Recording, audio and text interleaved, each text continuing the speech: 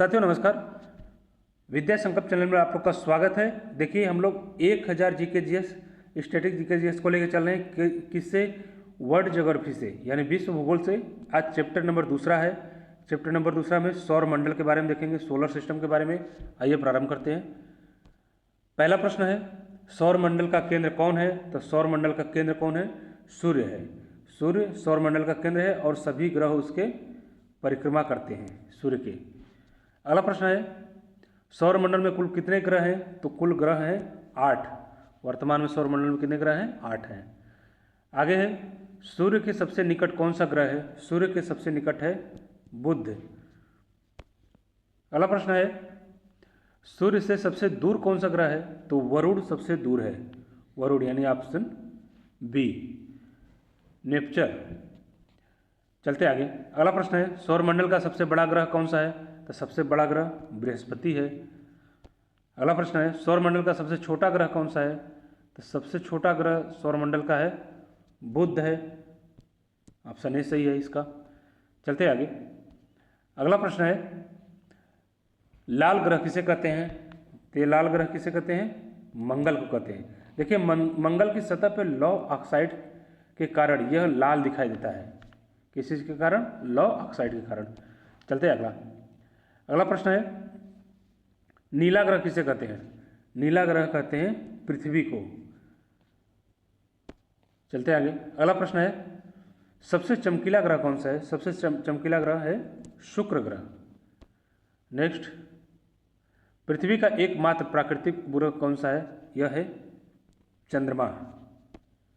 आगे, किस ग्रह के चारों ओर सबसे स्पष्ट वलय दिखते हैं? तो यह है शनि ग्रह के चारों ओर वलय है, छल्ले हैं। अगला प्रश्न है, सूर्य एक क्या है? सूर्य एक तारा है। आगे है, सूर्य में ऊर्जा किस प्रकार से उत्पन्न होती है? तो यह नाभिकीय संलयन के द्वारा होता है। अगला प्रश्न है, पृथ्वी सूर्य की परिक्रमा कितने समय में पूरी करती है? तो यह करती है 365 सही 1/4 दिन में, यानी ऑप्शन सी सही। अगला प्रश्न है, पृथ्वी अपने अक्ष पर एक चक्कर कितने समय में पूरा करती है? तो यह 24 घंटे पूरा करती है। अगला प्रश्न है, ग्रहों की गति के नियम किसने दिए थे? तो ये केपलर ने दिया था।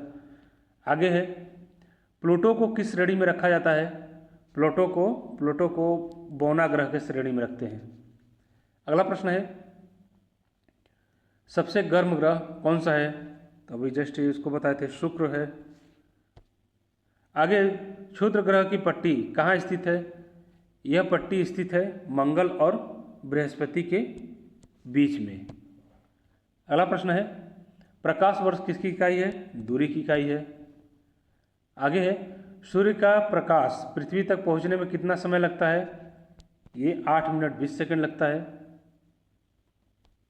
अगला प्रश्न है, सौर मंडल का सबसे बड़ा उपग्रह कौन सा है? तो सबसे बड़ा उपग्रह है गैनीमीड। गैनीमीड सौर मंडल का सबसे बड़ा उपग्रह है।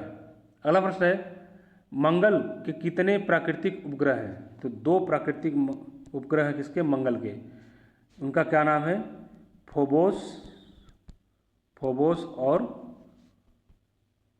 Deimos.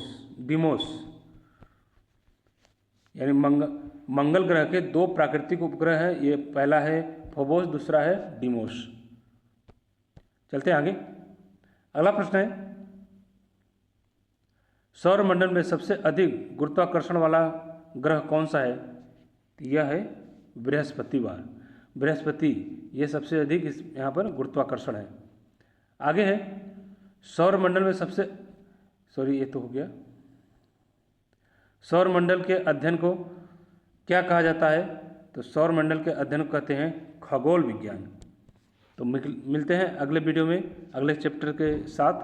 Thank you for watching.